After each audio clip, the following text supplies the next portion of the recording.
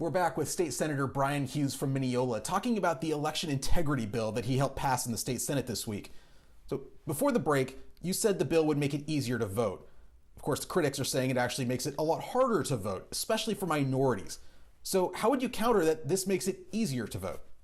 Well, sadly, there are folks that want to drag this into some national discussion where, political groups sending out emails trying to raise money and trying to drag Texas into something that has nothing to do with Texas. So, but I'm glad you asked, because that does come up. It came up during the debate. And so the election code in Texas provides methods for voting by mail, provides methods for voting on election day. And sadly, we had one county in particular in Texas in 2020 that violated the law. The election code says this is how it can be done. The election code is passed by the legislature, signed by the governor. That's the people of Texas act through the legislature. You know that. And so this bill makes it clear that a local government, whether I agree with them or not, a local government can't just make up the rules on their own. We all have to go by the election code. But you're right. There's a big national debate about this, and some folks are trying to drag us into that. But this bill, I would just submit to folks, if you look at what's in the bill, it doesn't put any barriers in place of folks who are legally entitled to vote by mail, to vote in person, anything like that. Are you talking about Harris County?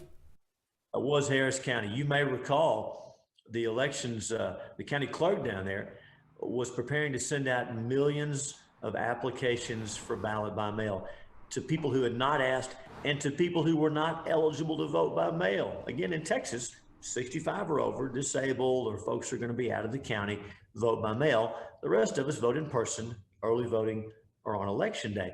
But in Harris County, they were getting ready to send out millions of mail ballot applications to folks who weren't even eligible to vote by mail. So yes, that's a real problem.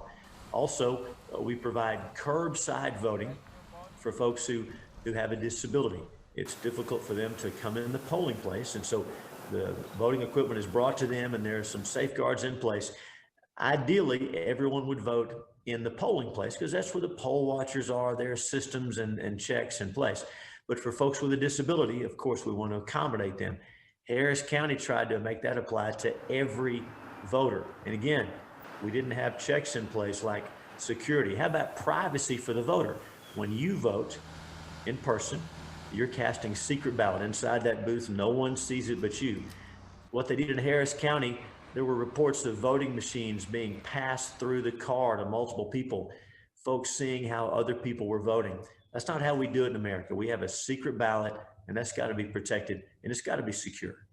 Another piece of your bill is that poll watchers would have the authority to record video of anything that they think is suspicious and then send that to the Secretary of State. But we saw how quickly videos can spread lies and rumors about voting in November. So how do you prevent partisan poll watchers from either side from using their cell phones to either intimidate voters or to leak a video online and cause chaos? Well, that's what you just described is against the law today, and it'll be against the law after Senate Bill 7 passes. And I'm glad you asked. Right now, we have situations where poll watchers observe an illegal activity by the election worker. There are no witnesses other than the poll watcher and the election worker. So it's a swearing match, people sometimes call that. And so who do we believe? That video evidence is going to really come in handy in a case like that.